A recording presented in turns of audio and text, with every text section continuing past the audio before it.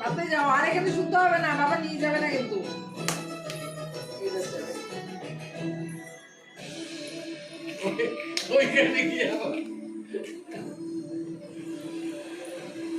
তুই কি হয়েছিস বল, তোর মাথায় কি খেলে সারাদিন?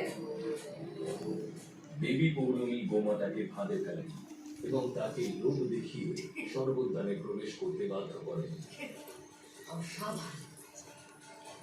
আবার একটু শুয়ে পড়ো। আপনি আপনার সন্তোষী মায়ের জন্য সেই কাজ করবেন গো মাতা,